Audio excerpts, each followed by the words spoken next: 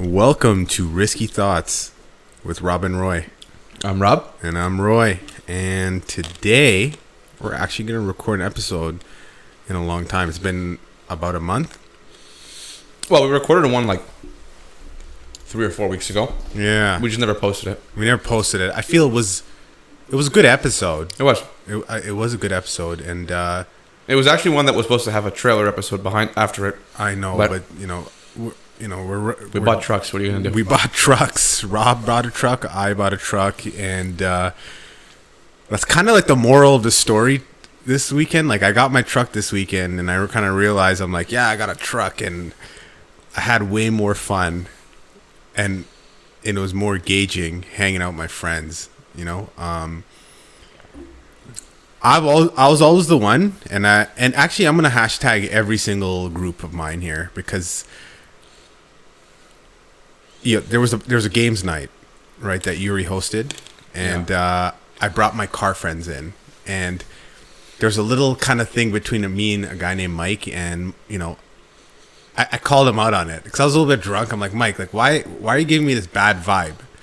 And he said his phrase, like, you're unreliable, like, you know what I mean, you're unreliable. And I'm gonna have to say that his articulation was not that good, but I think I know what he was trying to say. It's just that I'm the guy who just kind of comes into a group and then, like, I'm gone for like years. Mm-hmm. You know, I'm just gone for years, and like,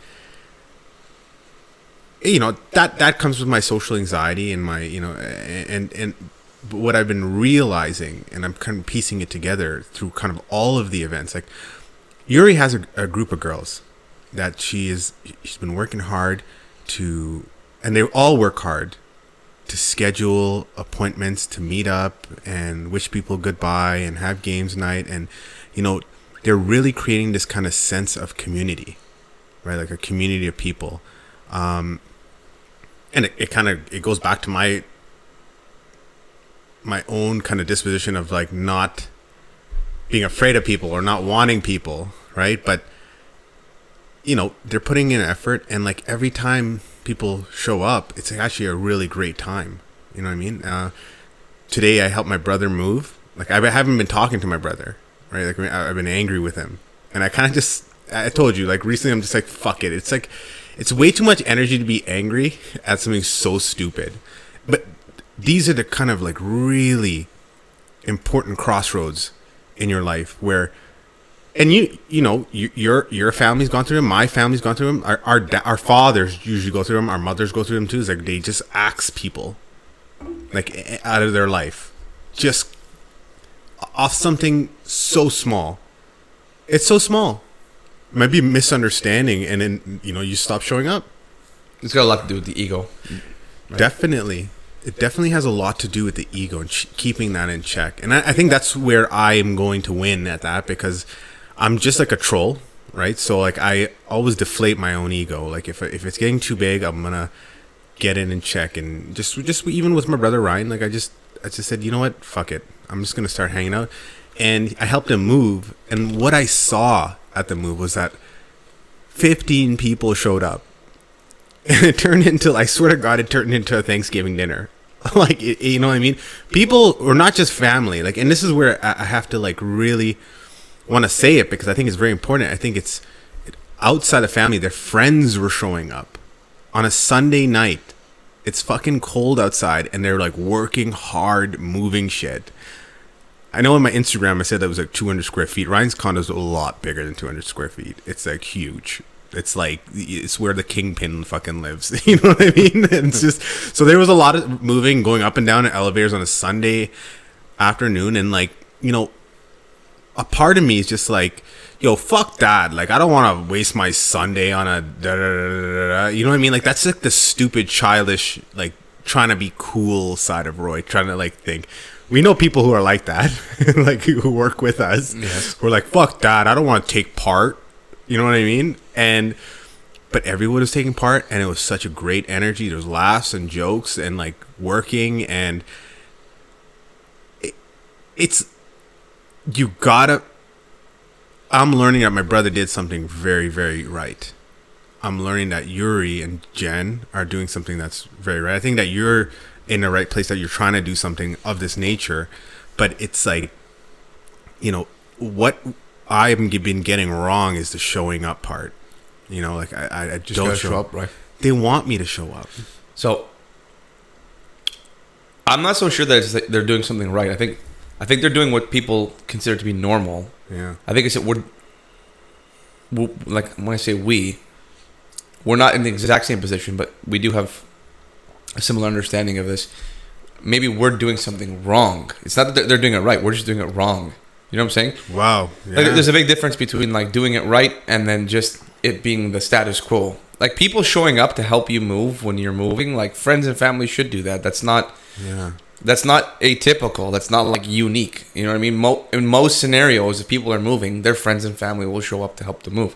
Yes. Like when I moved into this house, right? My family came, and it was not just one person. It was not two people. Yeah. It was a lot of people. It was like, 6, 7 people that came to help me move. Even my friends that live across the street from us here, they even came by for a day to help us move too, right?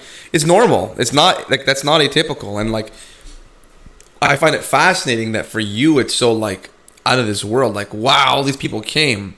Yeah. But like, if you ask an average person, they're going to tell you that like at moments like that, when they're doing something that requires the assistance of friends and family, or they can pay for services. Yes. Most people will have a small army show up to help them. Most people. Yeah. Right? And like, you're defining it as community, and that is, that's is not a word that I would use to describe it. And the reason why I say this is that, take a hypothetical, this is not what happened with me when we moved here, but let's say when I moved here, right, I could have called upon a number of friends and family from different social circles and said, do you guys mind coming to give me a hand? And they probably would have come. Yes. And now the unifying event is obviously the move itself. Yes. So you got someone like, let's say, for example, my dad or my brother-in-law, who don't have any affiliation socially with some of the friends I hang out with, in other regards. But when they come here to help move, they all get in the same spirit, and everybody knows that the ultimate ambition is to get the move done. Not just get it done well or get it done right or fast or anything like that. It's not about that. It's about, I'm here to support Rob and his wife. And that's a very strong unifying concept. Yes. Right? Because like, it doesn't matter whether, my friends have ever even met my family. Yes. They know that they're here for me or me and my wife. Yes, yes. And so when they show up here like that like, the atmosphere that you experienced today, for example, where everyone kind of sat down, ate together, laughing, joking, having a like great an time. Event, man. Like, it was crazy. And like, that will happen even for people who have no affiliation with each other. Yeah. Right? Like, those types of events are great bonding moments, right? Yes. They really strengthen relationships. They create new relationships. Yes. Perhaps you have two people from different circles who are, now together at this event, and they happen to take a liking to each other, and before you know it, they become friends, and then, this is the whole thing. Now, I still understand why you call it community, because at the end of the day, in that moment and in that event, it is a community, right? Like, you are one community for one unified goal. Right? And so, therefore, it creates some form of a bond. Yeah, and I think the word community. Now I'm starting to kind of like expand on like the words of it. It's just community is actually a lot larger of a scope. You know what I mean? Yeah, in general, I would agree with that, like and people, cultural communities, like ethnic communities, like all those type of things. But this is something a little bit, I think, closer to like a tribal type of thing going on here, which is interesting. You know what I mean? It's something, communities are a lot more regimented. This is a lot more lax. There's not, anyone can come by and just do what they're doing. People are showing up whenever. And, but it's just like, people are so enthusiastic, to see people. Yeah, I have social anxiety, right? So I'm like, not always, I get excited, and my friend Yuri told me something very interesting. She told me like, fear and excitement are like the same thing. Let's just suspend things. And it's a very interesting idea. It's like, fear and excitement are the same thing. It's just, if you get scared, right? It's a type of excitement, but like you should, and I started thinking about that through the whole kind of like week. Like why am I anxious about something? It's like I'm actually excited. Like I'm excited to get the truck, but we went through hoops and loops to get that truck because you can't get a 2021 Yeah, the circumstances were unique, I'm like bragging now. You can't get that, right? It's just like I didn't want to like lose it or like, but it's just like, dude, it's just a fucking truck. But like I was getting excited, right? I was getting excited and then I was getting fearful. Look, I agree with Yuri's statement to say that I would say they're in the same family. Those two feelings are similar. Yeah, that's what she said. She said they're like in the same like emotion. You know what I mean? Like the 7 finite emotions that we feel or whatever it is, right? Yeah, so, and I would say like physiologically, perhaps your body responds. It's going to be similarly. The same way. Yeah, similar chemicals perhaps released that create certain feelings. I would agree with that. Yeah. I think that there's definitely like nuanced differences, and not even nuanced. Some of them are pretty obvious differences, right? Yeah. Like one relates to the excitement associated with the fear you said. Yes. The other is excitement that's associated with the joy, perhaps. Yes. That you're hoping to to experience or whatever the case is, right? Yeah, the anticipation. Yeah, you know what I mean. Yeah, but they both have suspense associated with them. Like so, that's where there's definitely commonality. Like, it's about it's about what's going to happen. In the near future or in the imminent future or whatever. You know what I mean? Like that's. Yeah. So there's definitely commonalities. I do think they're different. What I wanted to say, like right from the beginning when you started going off on sort of outlining your experience from today and stuff. Yes. Like you've definitely, and anyone who listens to the podcast can recognize that you have personality-wise, you have grown since you and I started doing this. Yes. And I know we put this like as a, sort of a, it's been sidebarred by other things that we're doing right now, but yeah, there's definitely been growth, and even just me knowing you, like I don't even think before I had to think like. When I invited you, for example, when my friends came over here with, when Luca and John came over with their partners. Yeah. Like inviting you up here, I knew was going to put like an undue stress on you to be part of that. Yeah. Because I know you, right? Like I know you, you're not comfortable necessarily with it. Yeah. Like it's all the, like, sorry, it's just the eyes, you know what I mean? Like yeah. I'm an extremely observant individual, right? So it's like and it's, me and Yuri joke about it, like I'm very sterile, but I'm really not. Like it's just maybe I default to like a sterile analysis of people and stuff like that. But like there is definitely like a soul in Roy, of course, you know what I mean? And but yeah, it's the thing that trips me out is it's like that second where you're about to say something, because I'm very quiet. So people are like, okay, well, they're looking for data. So I'm sterilizing this guy. Sorry, so like a party. They're looking for data, so they want to see what I'm gonna say, right? And it's just like, then they're like looking with a keen eyes, like, what is he gonna say? Like, you know what I mean? So like that gives me anxiety because that's like you're thinking about the judgment that may be passed, right? Yeah. My point I was trying to highlight here is that like from the day that I invited you out to that type of event, now granted that was also compounded with the fact that everyone was there in couple format. So it was me and my wife. Oh yeah. Friends and their partners. Yeah. You know what I mean? Yeah. So there was that as well that added to the, in my head anyways, like perhaps maybe it's a little more uncomfortable for you. Yeah. Oh, that's very, I just want to cut you off there. Just keep that in your head too, because I'm not uncomfortable being single. Like, you know what I mean? Like that's not an uncomfortable thing. Mm-hmm. I'm uncomfortable being, my uncomfortability is me being single, hanging out with you guys. But that's what I'm saying. Yeah. So it's not like that I'm like conscious, like, oh, I don't have a partner. No, that's not what I'm getting at. Yeah. It just creates an awkward it's an awkward third dynamic. Wheel, fifth wheel, those kinds of things. Like they exist, right? Like, Rob, the stories that I'm in, they're like, you're not going to hear married people with those, right? But they're like fun, and like I don't, so I'm always trying to gauge, like I don't want to make it too like interesting, or you know what I mean? I don't know. It's like I'm very free, right? And I understand that, and that's something I don't want to like. I get scared if I'm talking those stories, like, oh yeah, like we're fucking million girls fucking dancing around. Okay, so beautiful. Just because I don't want to go too far from the topic, I understand your point. Yeah. Well, all I was trying to highlight is that there was a part of my brain that like processed what's Roy gonna feel when I introduce him into this group here. Yes. Like if I invite him up to this party or to this get together, Yes. is he gonna feel uncomfortable? There's a thought I had. Yeah. And what I'll say is that from that day till today, Yes. like I wouldn't. You wouldn't have that thought. My subconscious wouldn't even jump in to say like, is Roy gonna be uncomfortable?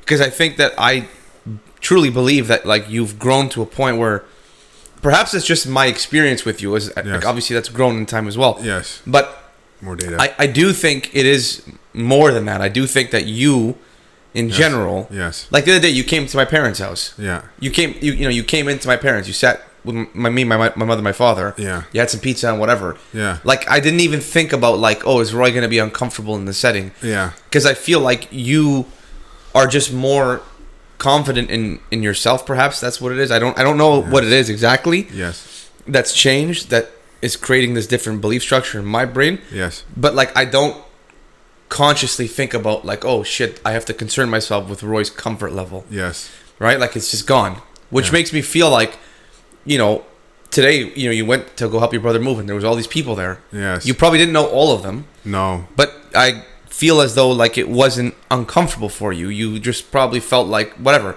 You just went. Yeah. I'm sure there's part of you that still thinks like that a little bit.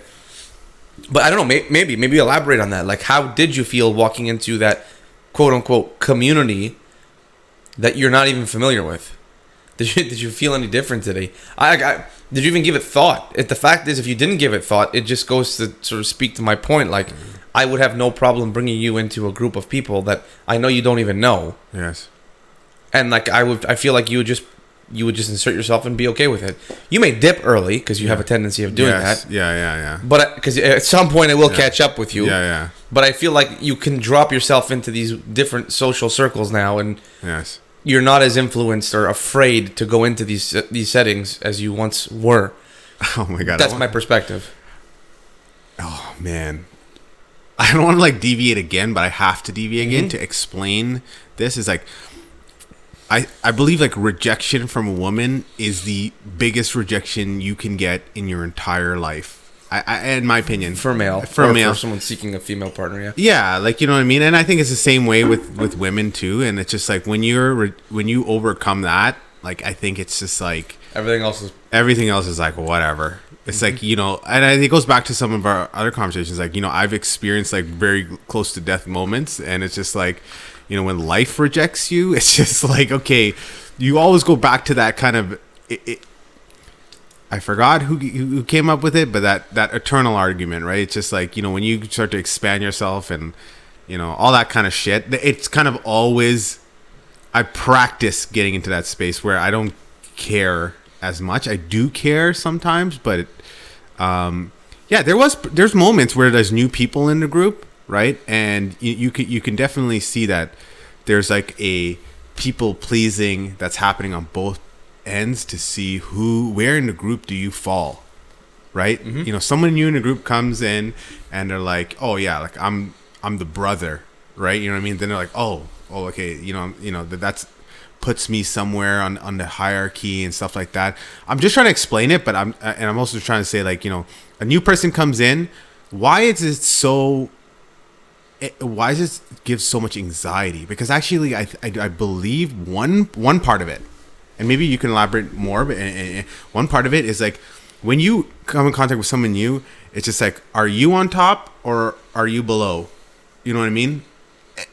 This sounds very like backwards thinking, but guys, just think about it for like a second. It's just like why are we anxious when we meet people? Well, not everybody is. Not everybody is. And I think that's where the confidence comes in. It's just like, I don't care about the position. Right? Like, I don't care about the position. Whatever position you allot me, right? It's just like, I've got another group that I am continuously showing up in of people. You know what I mean?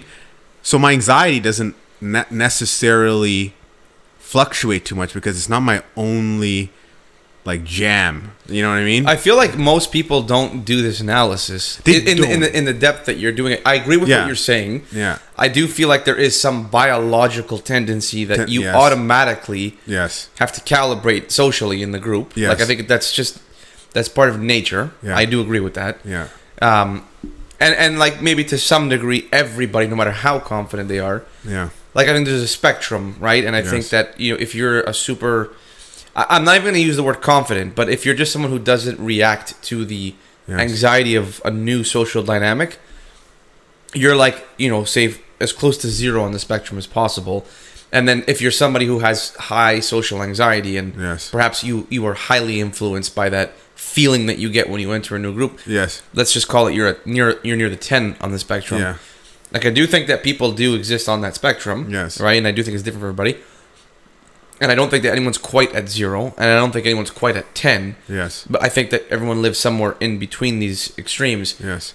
But I don't think it's confidence that defines that. It can be. I think that may be one of the contributing elements to a person's character that allow them to walk into any social circle and not feel uncomfortable. I think confidence can do that. But I don't think it's always confidence. Like, I think that there are people who are actually just naturally not designed, but they're comfortable being in different social circles consistently. So, for example, if you're a bartender, and I'm not saying it's true for all bartenders, but in order to be a bartender, you need to have a comfort with strangers. Like, it's part of the job. You're meeting different people all the time. Yes. And your success is contingent upon like your interactions with these people. So like it requires a comfort with meeting strangers. Yeah. And so what I'm trying to say here is that like I don't think that you have to be, in order to be a bartender, I don't think you have to be confident. I think that you have to be comfortable with the social circles being different. Like I think the dynamics of the social setting, you have to be comfortable with that. Yes. I don't think that necessarily means that you're a confident person. Yes, and okay. I want to retract back to like the statement I made. It was I think we were trying to come up with like why are people like socially anxious, and I think it's because they do this calculation or this kind of observation internally. So they're not consciously wording it out the way I'm saying it, but it's just like you come in contact with a person and you're trying your hardest to either people please or develop some sort of rapport with this person, and you care about what they think of you, you know what I mean? And all of these things is like the status. So that's that whole thing, where you are on this group, right? That's one thing. I think another thing is like, are you being validated? Like, are you being liked? Right? So it's like, so that now it speaks to your persona. Like, is your persona accepted? Right? So there's two things now. Like, so all of these things can cause fear, right? When we don't think about these things. Like me and you will talk about these things in a worded way, but I think people are scared naturally, or I was scared naturally because I was going to be either rejected from the group or cast out. So we are social beings, and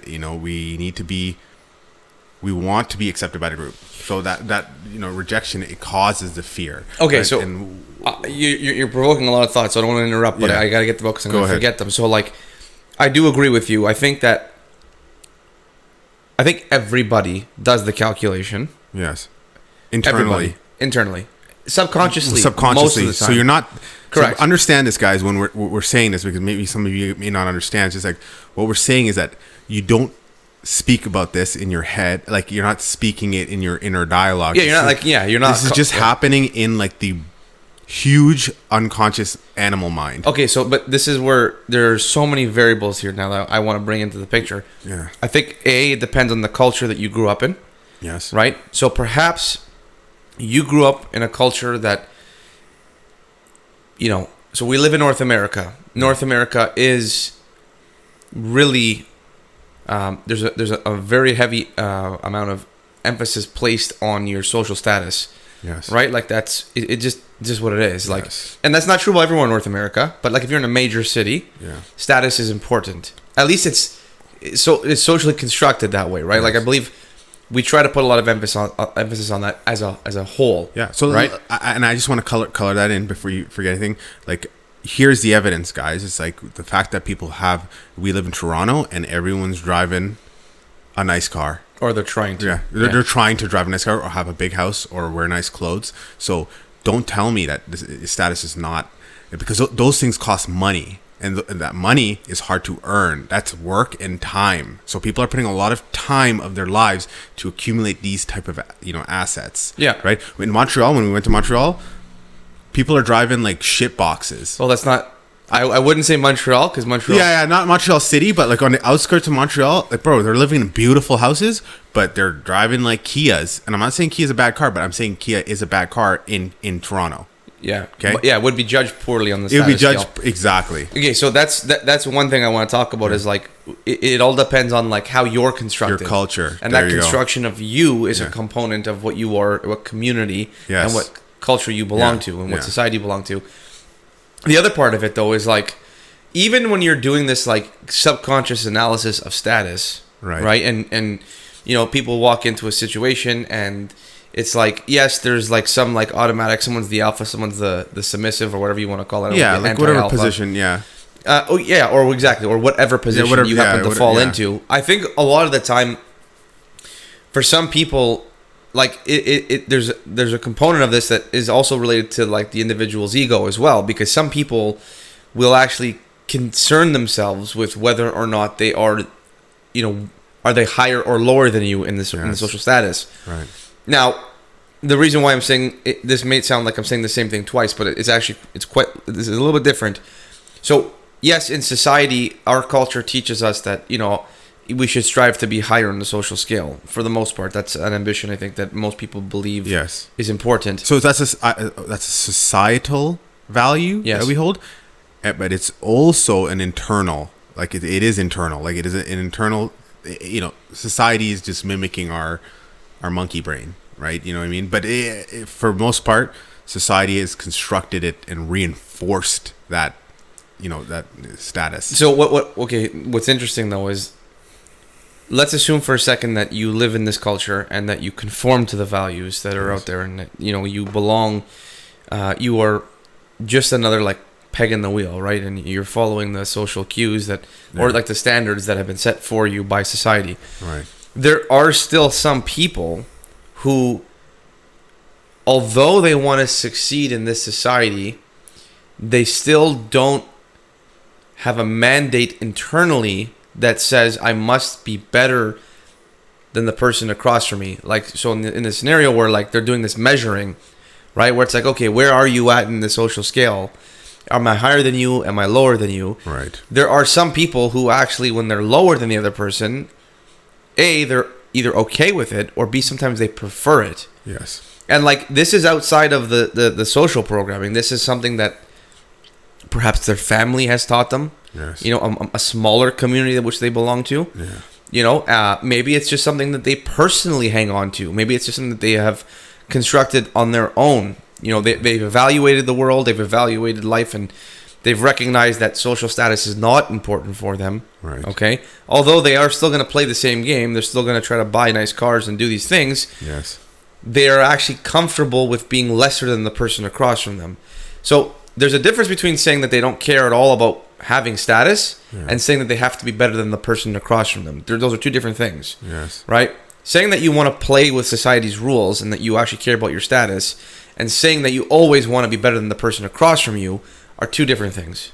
I'm not sure if you agree with that statement or not, but in my mind, those are different. Okay, I think one is ego-driven and one is just like, Could you reiterate those two kind of like laws? Yeah. Okay. So like, we live in a culture where, generically speaking, let's say there were only 5 tiers of status, just to simplify this. Yeah. Right. 1 being the shittiest tier, you're Yeah. like whatever, least appreciated. Yeah. 5, you're put on pedestals and you're like a god. You're idolized. Yes. Okay. You may want to participate in being not a 1, not a 2, but you want to be a 3, 4, 5, or whatever. Maybe you want to be a 5. Maybe everybody wants to be a 5. Yeah. Let's just make it the rule very simple. Everybody is striving to be a 5. Yeah. and let's say that you and I are the two individuals who are meeting for the first time. We're strangers. Yes. Both you and I want to be 5s. Yes. Okay, that's one rule. Right. The other rule is I want to be anything more than you are. So if you're a 2, I want to be a 3. Okay. So Right? And if you're a 4, I'll be embarrassed if I'm a 3. Yeah. Those are two different trains of thought, Yes, right? So yes. me feeling inferior to you and that creating These some complexes, form of, yes. yes, Yeah. that's very different than saying that, like, oh, just because I'm okay being less than you doesn't mean that I want to be a 1. Yes. You understand what I'm saying? Yeah, I get it. Yeah. And I think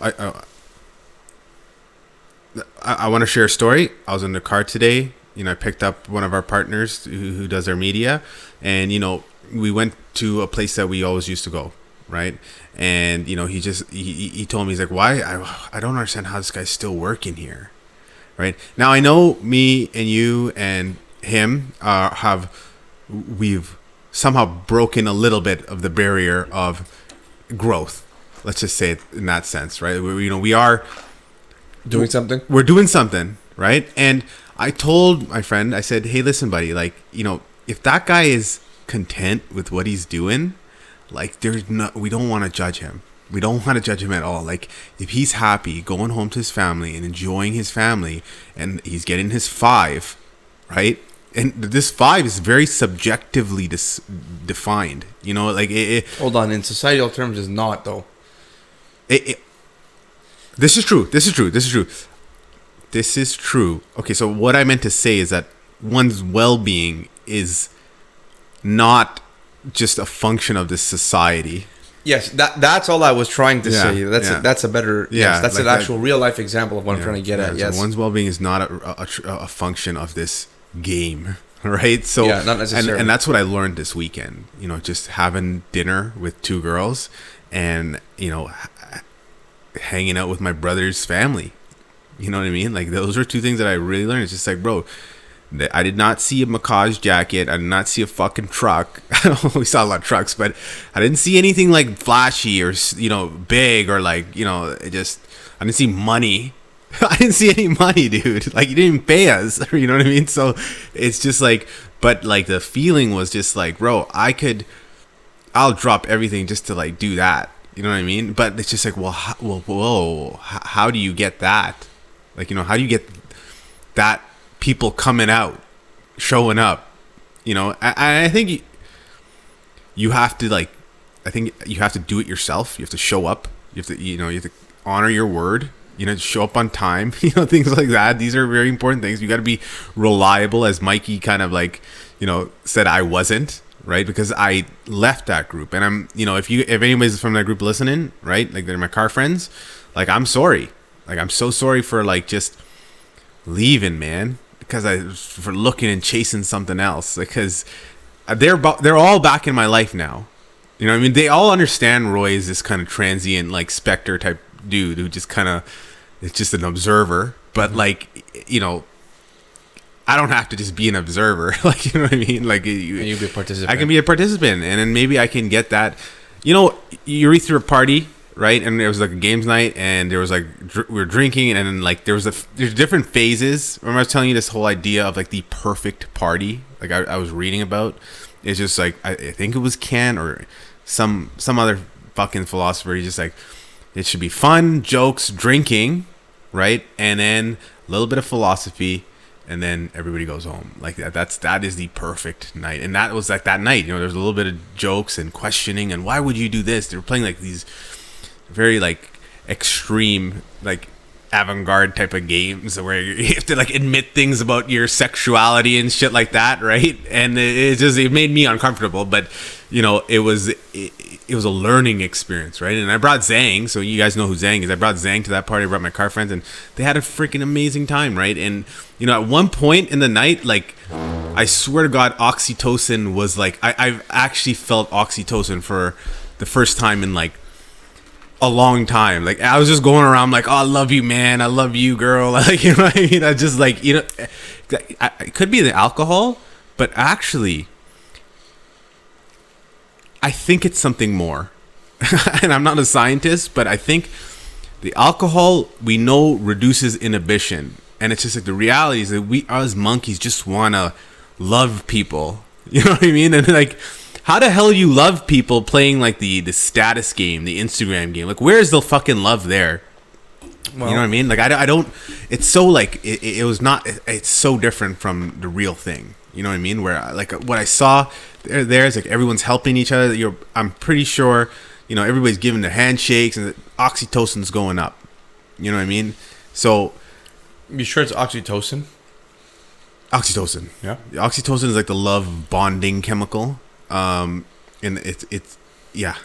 Like it was just interesting that these groups facilitate these events, these where you're actually with other human beings. You smell and you feel them, and you're looking at them, and you're doing stuff.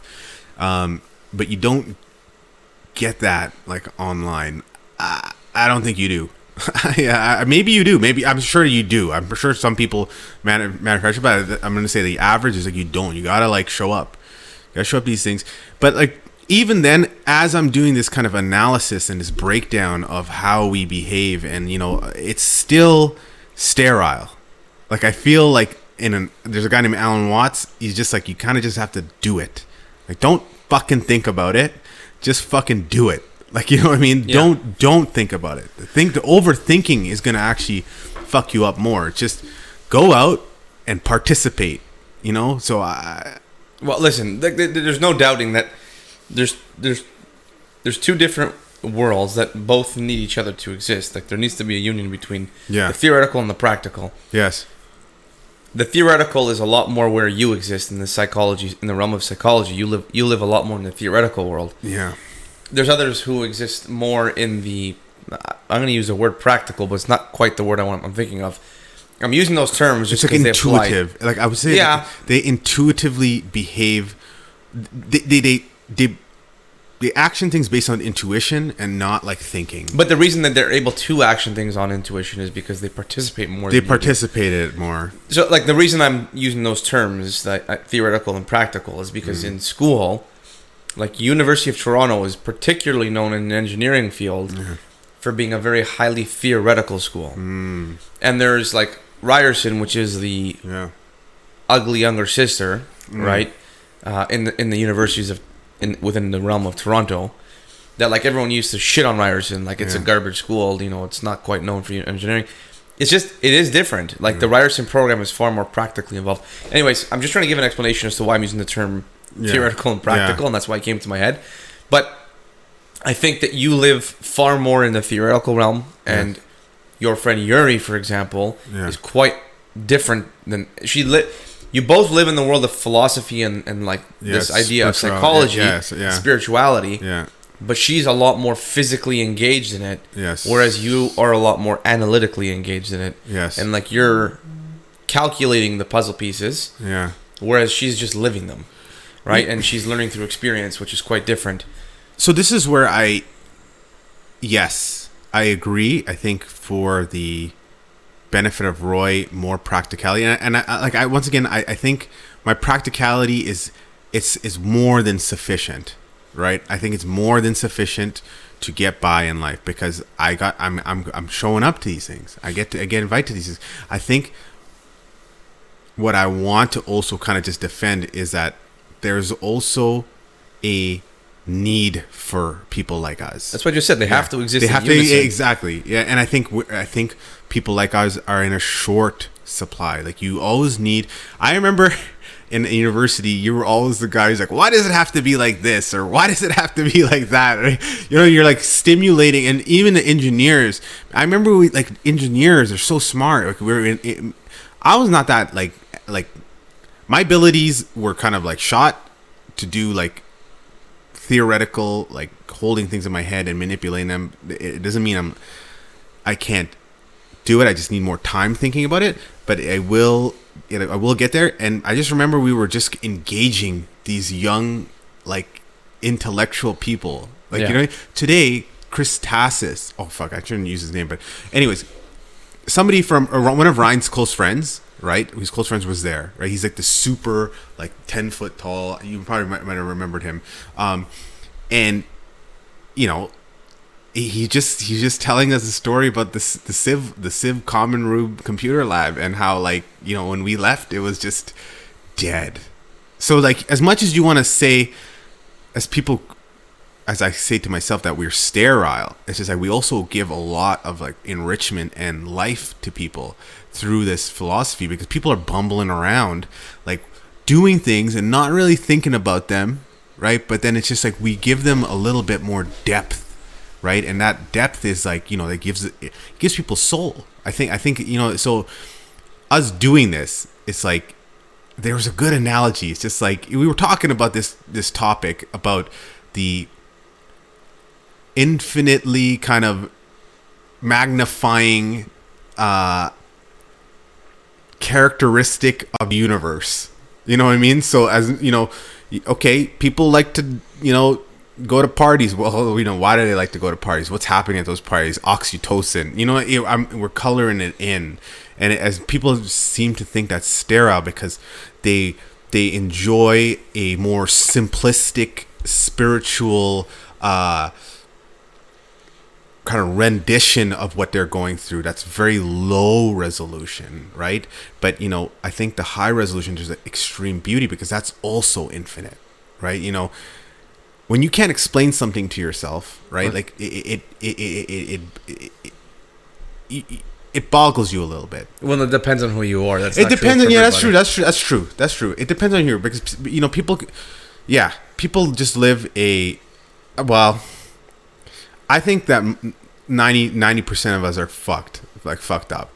You know what I mean? Oh, yeah. Sure, I think there's a 10% who can get along with it, but I think there's a lot of us are doing things that we shouldn't be doing, and I think we're also confused. And I think, like, once again, people like us kind of like color it in to, take them to a new place of like, it's almost like a new universe, like a meta universe, right? Like a 1 degree more in depth, right? To explain, this is the psychology behind it. This is a thought of like how you can deal with it, and you can go even more. You can go more, and you go to the neuroscience, right? Of when your ability to encompass everything, and this is Jordan Peterson's kind of point. It's just like that Zhang used that word consilience, where it's just like when you can explain something and prove it on multiple levels of, I guess, multiple levels of like schools of thought. You know what I mean? Like, you prove it in a different angles, Jungian, whatever. Yeah. You said Jungian and neuroscience, and then in your own empirical life, that's, I think that's my point of growing. That's where I like to grow. That's where like the real kind of like it becomes a little bit more unsterile for a person like me. So it's like watching people behave is just like the most interesting thing ever. And people have a tendency. We were sitting down with Jen thing, and like I was saying something, and it may have triggered something, because they didn't understand that like when Roy says something, it's not good or bad. Usually, sometimes it is when I need to be, like, right, when we're in a work situation, that's bad. If we're losing money, it's bad. Okay. But that's also a problem for us, because when we fucking lose money, we don't give a shit.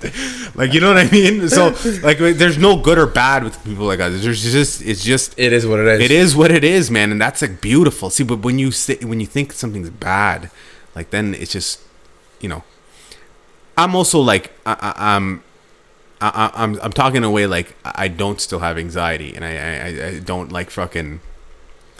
The whole reason if I have an anxiety, like, giving the truck back today, or like the van, like, it's tripping me out. You know what I mean? Because, like... you definitely still suffer from social anxiety. 100%. There's definitely excitement and social anxiety that definitely occurs. And I don't think it's ever going to be fully gone, to be honest with you. I think that in order for that to happen, there are some deep fucking issues that Roy has to resolve on a fucking extremely, like, detailed level. Yes. That are probably even beyond what any psychologist can get to. It's beyond anything that's even been studied. So what's really interesting is, like, I was just talking to my wife upstairs before we decided to record this episode tonight. Yeah.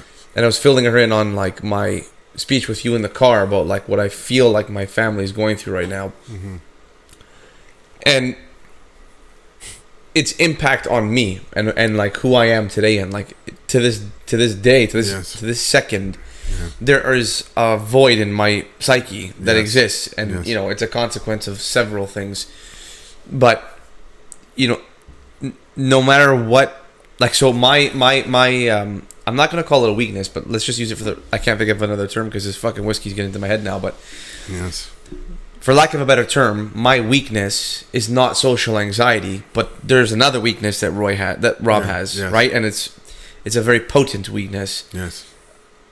Is it a consequence of my history? Is it a consequence of some traumatic type experiences that I have gone through? Possibly, most likely. And everybody has gone through their own experiences, and everybody's gone through some form of trauma, whether it's minute or major or whatever.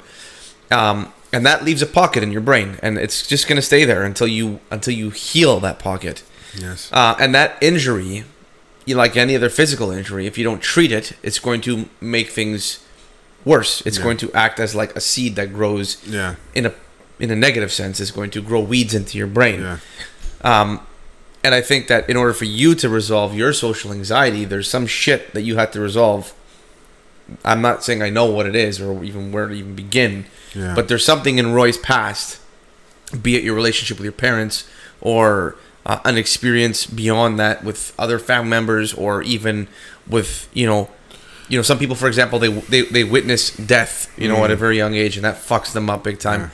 All I'm saying is that there's something that is creating that social anxiety within Roy, much like my compulsive and my addictive behaviors are a consequence, not necessarily directly, but they're an indirect consequence of perhaps some actions that others have taken in their lives that have affected me. And what I'm trying to get at here is that, like, everything that we've talked about tonight, everything about, what kind of person are you when you meet with the other person? How do you evaluate them on the social scale? Do you care? Do you not care?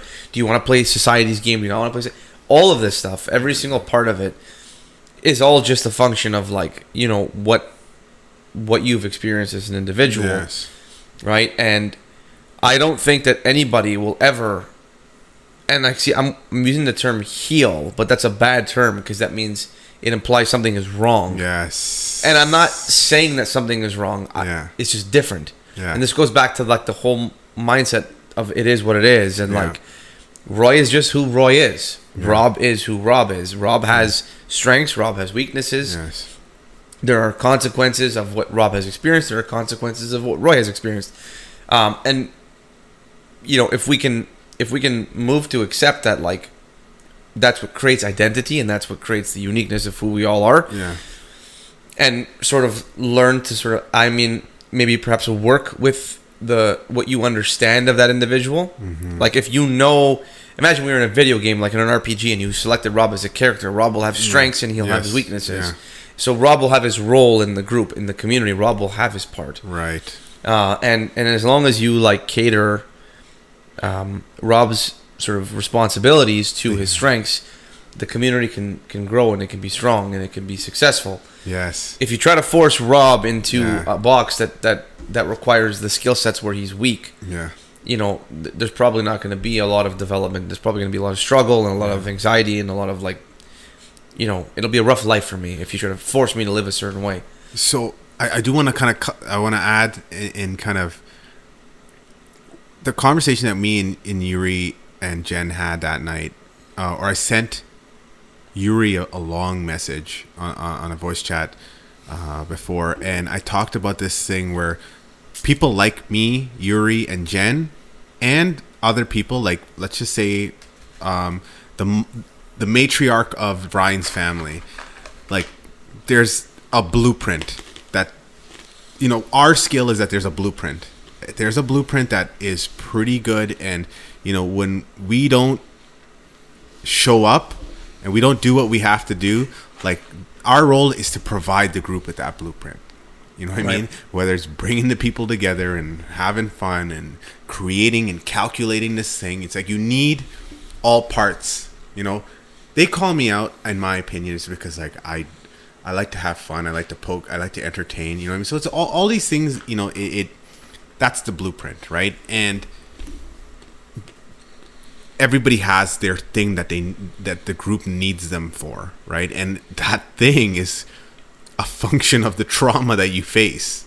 You know what I mean? It's really just a function of the trauma you face, right? So, someone who laughs a lot and gives easy laughs, you need that in a group. You know, they might be a little bit nervous, but they ease the tension, and they, you know, allow for everybody else to start laughing, and they start mirroring that. Like, you know, it's so, and this is, I'm sterilizing it, but it's, I think that's the beauty of it, right? Like, you know what I mean? It's just, when you think about these things, it's just really interesting, and you can put the right players together. I mean, like, we're trying to, you know, you're a general contractor. Like, we're general contractors. That's our job, is to put the people in the right place, right? And it's no different from the group, but, you know, if people are not showing up and we're not showing up, then we're doing a disservice to our communities or groups or whatever, you know, our families and friends. Well, I think the pinnacle of, no matter which society, no matter which community you belong to, I think the pinnacle principle is to show up. Yes. Right? Like, let's say you are the leader, and you are the alpha of the group, patriarch, matriarch, whatever you happen to be. And your responsibility is to select the roles and responsibilities for everybody else on the team. Yes. Which is what the general contractor does in the construction world, right? You need to pick the team. The one thing I'm thinking is, like, in order to do that effectively, you have to have data to make the decisions, right? Like, you can't. Let's say that is my skill, and let's say that Rob, hypothetically, is the best selector, right? Like, my job is to be the leader, and the reason why I'm the leader is because I'm great at picking the right person for the right job. Yes. Okay? Which is true for most people who are, like, in executive positions or who are owners of companies and whatever. If you have a bunch of blank slates in front of you, you have 20 bodies who have given you zero data because they've never come to work before. How could you possibly know their capacities? How could you possibly select the right person? Likewise, if I never show up to the team meetings and never get a chance to engage with these people, I'm once again back in the position where I have zero data to make that analysis. So, from the perspective of the manager alone, if we looked at the manager isolated as it relates to the group,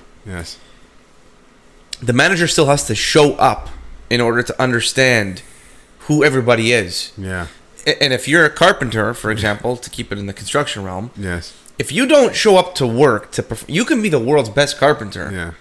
But if you don't show up to work, how could anybody ever know how good you are? Right? And oh my God, this is actually such a fascinating, because I want to spin this a little bit more for like a motivational type of thing. It's just like, so for the people who don't show up, for you guys who are kind of on the fence, it's just like, it's almost a vicious cycle that kind of fucks you, because you know, you've got something, everybody has something, and I guarantee you this because I'm that guy who looks for that, and I know you do that too. You look for the best thing about a person. Most people, I'm on a date, and like this person, you know, whatever, and you know, he's a nice guy, or she's okay, I like this one more, and that's the relationships. And same with people and hanging out, and they're always this, like, you know, when you're looking at cars or things, they're like, but this is not the, you know what I mean? You know, we look for the best thing, and it's just like, dude, if you don't show up, right, then the group is never gonna know what you're good at, and they're not gonna validate that thing. So like, you're now just solo with that shitty voice in your head that's just dumpstering you, when there's people out there that are gonna actually tell you that, bro, you're good. I'm telling you, there's gonna be people, because I'm a person like that. You're a person like that. There's so many people like that. So it's like, when you isolate yourself, it's just your vicious cycle. But you come out to the group, and that's why you have to pick your groups properly too. You know what I mean? But for the most part, that gets a little bit of a ball of wax. But I don't know. The groups that I've been in are all pretty positive. So to bring this kind of like somewhat full circle to the original discussion about you going to help your brother and stuff and your experience. When it comes to family, like, you made a comment earlier that, like, you know, if you don't show up to help them, who the fuck's gonna come help you when you need the help? The concept is not that different than in the professional sense. Like, you didn't show up, Yeah. So the results are going to be poor for you. Yeah. If there were 20 people at that event, and every one of those people had called Roy for help at some point, Yes. and Roy showed up to every one of those events, when Roy needed to move and Roy needs help, you can call all 19 of those other people, Yes. and they're all going to show up because you made an effort and your presence was known. Yes. So, like, okay, so when I was younger, my parents used to harp on me, and this is what we were talking about in the garage. Yes. My parents used to get really upset when I would make a stink about, like, not wanting to go to a funeral for a distant relative or a wedding or some fucking event. And, you know, I just didn't understand it. I didn't understand, like, the value of it. I'm like, I've never met this person. Yeah. I've never even met the people who are alive that are mourning the death. Yeah. I've never met any of these people. Yeah. Why am I going to this event? Like, I have no reason for this.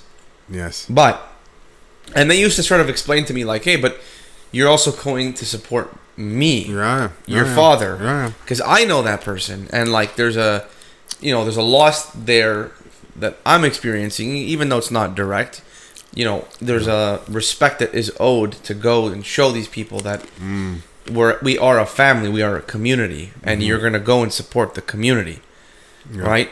Now, you can see it happening, like, you know, there's occasions where some, like, horrific story comes out where a teenager is, like, killed in some horrific way, and there's a major trial that happens, and all these strangers just show up to those trials. Super fascinating. And you gotta ask, like, why are these people, like, they don't know that teenager that died, but they're pissed off, and or they're mourning, or they're whatever, and they go to these events, and, like, do you ever ask why did that happen? Like, why does society do this? Why do people who complete strangers who don't know the person who was actually wronged in a situation, right? Why do they show up? Well, there's a reason for it. It's the logic is not a conscious logic, but it's very similar to the logic that my father and mother were trying to teach me when I was younger. Like, yes, you may not have known that person. Yeah. You may not even have known the person whose son it was, or whatever the case is. But you are trying to show that you belong to this community, and you are going as a member of this community to represent yourself as an active participant.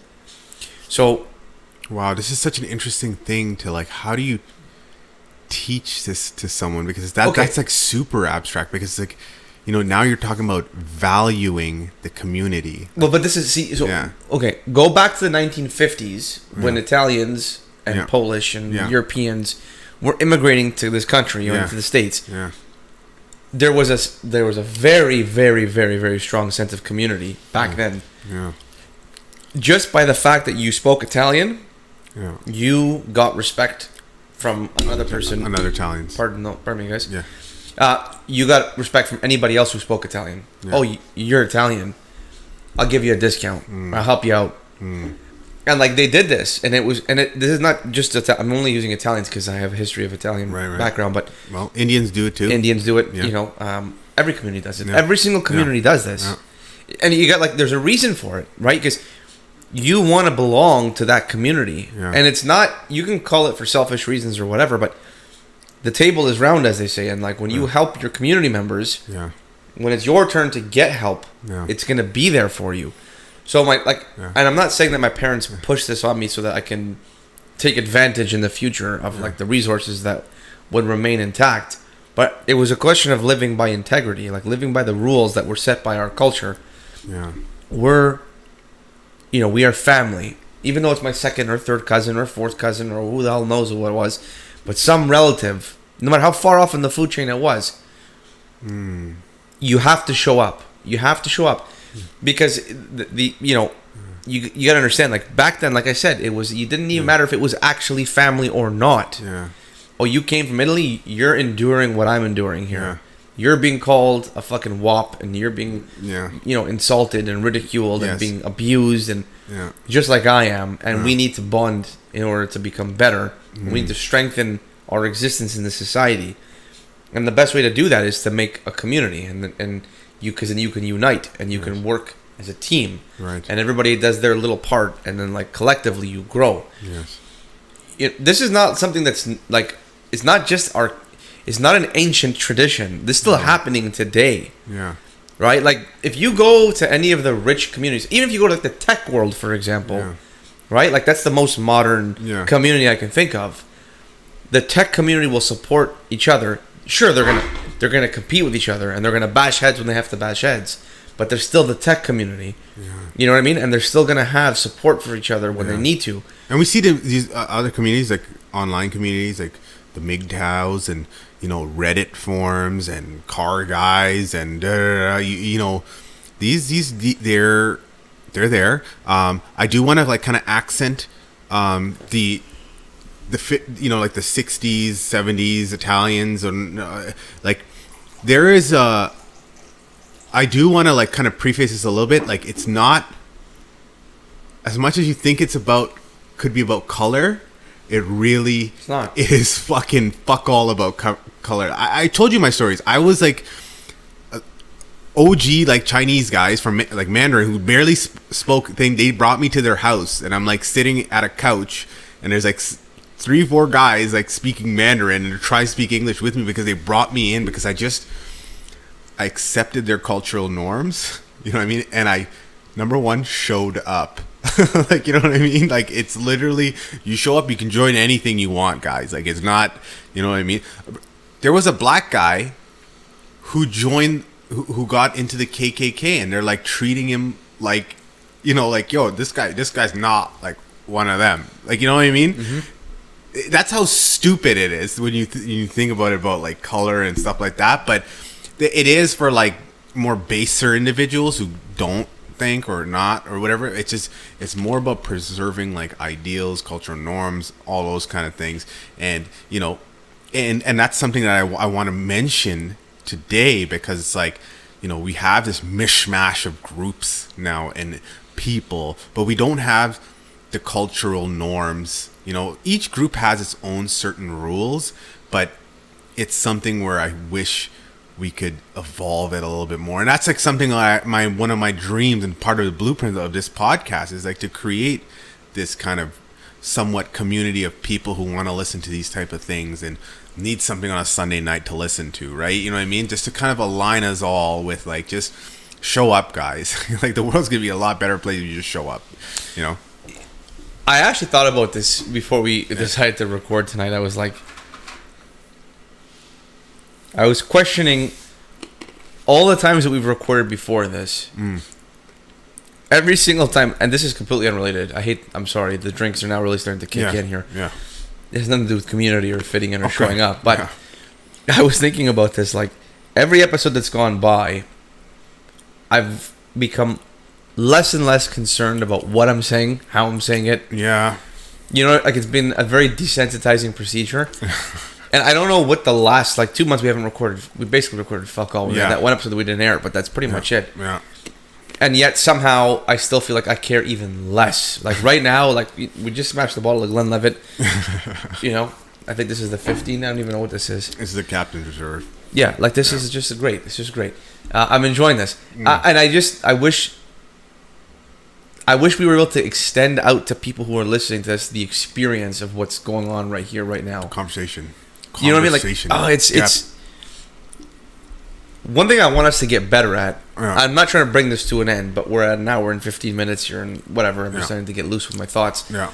I think one thing that really needs to be worked on this particular podcast between you and I, Roy, is I want our listeners to feel like they're sitting at this table with us. Yeah.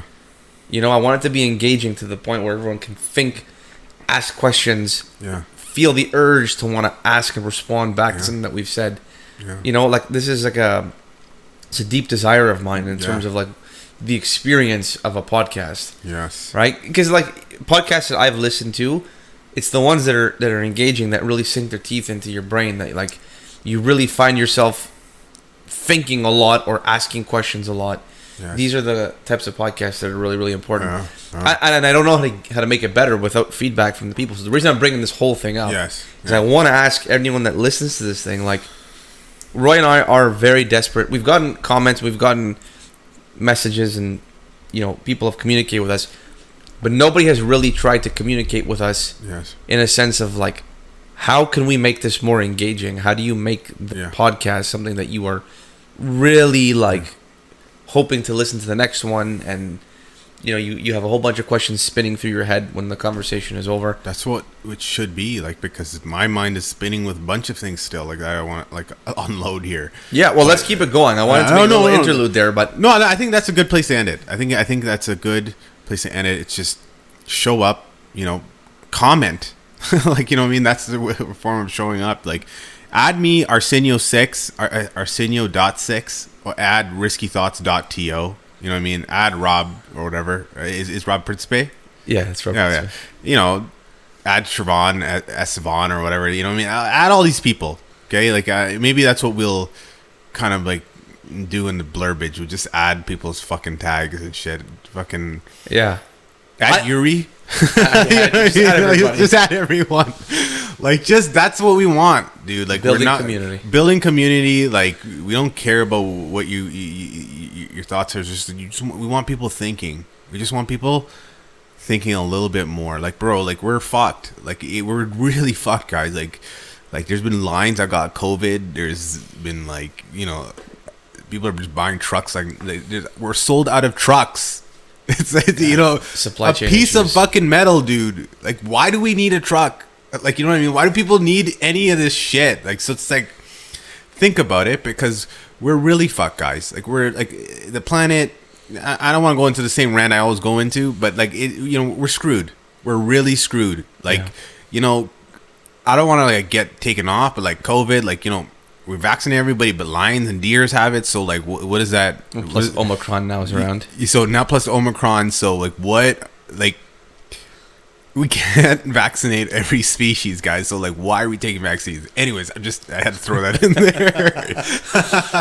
But yeah, dude, like just participate, join in, and we can't ask people to participate, Rob, if we're not showing up. Like, and we've done a very poor job of that with the podcast, guys, and we're gonna keep apologizing. But like this, listen, we've got another maybe 10 years of life left in us both. So like, I'm just kidding, but we've got we've got our entire lives to figure this shit out. So it's that we're not stressing about it. That's what gives me confidence about it. But it's gonna become more of a routine thing. I think this episode was a good episode. It was a good episode. It was a really good episode. Community. I think show up. This episode have to show up. For me, the reason why I enjoyed this episode is more the unfilteredness. The more like, this was just more of a natural conversation for me. I didn't pay attention to the clock to see where we were at. Yes. I know I didn't mention it, but that's just because it's right in front of me. Yeah. What are we at? An hour? We're over an hour. Yeah, we're over an hour. Yeah. But we didn't have a script. We didn't really have a plan as to where we were going with the conversation. No. We knew the general concept was going to be surrounding community, but we didn't really know how we were going to get there.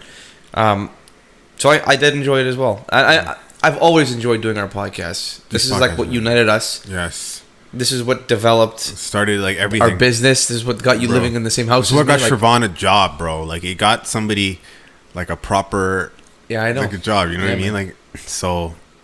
And some people have messaged us saying this helped them through their divorce, and there's a woman in Alberta. Hey, hope you're still listening. Like she likes our stuff. A lot of my friends say, we're meant for podcasting. We're just talkers, right? Yeah. But we're also doers now. So like it's so. Anyways, things are good, and it's good. It's good. It's a good episode, guys. Yeah, we hope everybody out there is doing well as well. I'm telling you, it's a good episode, guys. Oh, shit. Okay, guys. Well, another episode of Risky Thoughts. So thank you for tuning in. riskythoughts.to. Yes. As Roy mentioned. And have a wonderful night.